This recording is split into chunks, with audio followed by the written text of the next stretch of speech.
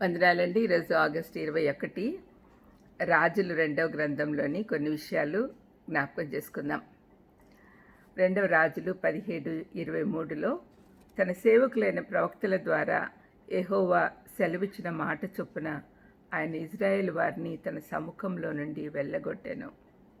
ఎంత దురదృష్టకరమైన విషయం చూడండి.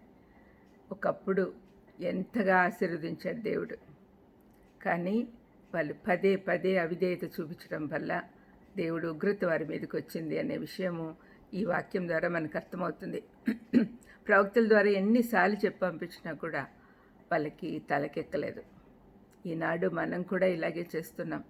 ఎన్నిసార్లు వాక్యం ద్వారా దేవుడు మనల్ని హెచ్చరిస్తున్నా కూడా మనము తిరుగుబాటుదారులంగా తప్పు మార్గంలో పోయే వాళ్ళగా ఉంటున్నాం. దయచేసి ఈ పాత నిబంధన గ్రంథాలు మనము నేర్చుకుంటుండగా వాళ్ళల్లో ఇజ్రాయెల్లో మనల్ని చూసుకోవాలి.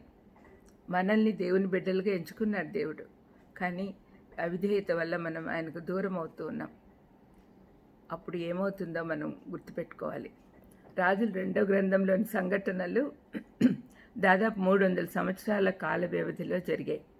క్రీస్తుపూర్వం 853లో అహజ్యా రాజు పాలన నుండి క్రీస్తుపూర్వం 722 అష్షూరీయుల ఆధీనంలోకి ఇజ్రాయెల్లో కొనిపోబడు సమయం వరకు వారు ఎదుర్కొన్న సమస్యలు, అల్లకల్లోల పరిస్థితులు గ్రంథస్థం చేయబడి ఉన్నాయి.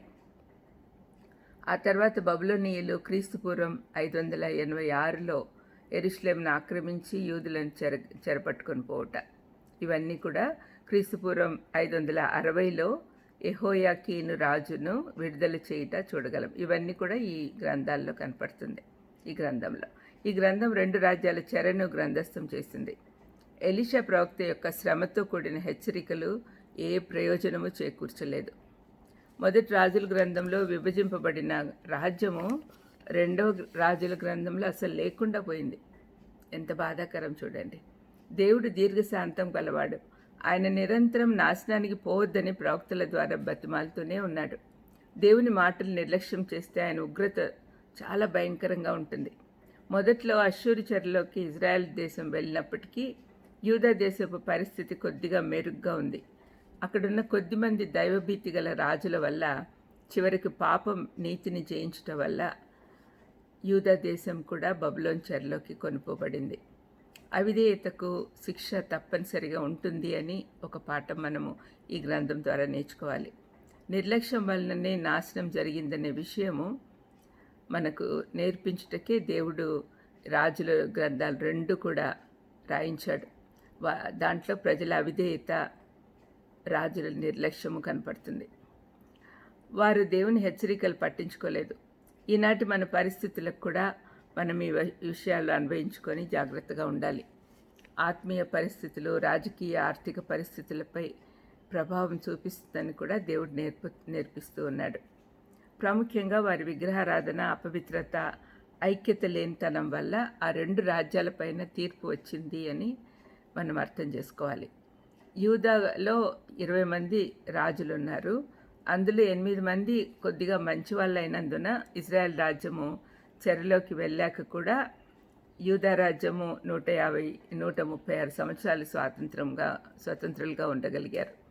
ఈ సమయంలో దేవుడు తన సందేశాలతో, హెచ్చరికలతో అనేక మంది ప్రవక్తలను పంపాడు, కానీ ప్రయోజనం లేకపోయింది. 1-2 రాజుల గ్రంథాలలో ఈ ప్రవక్తలు ప్రధాన పాత్ర పోషించారు.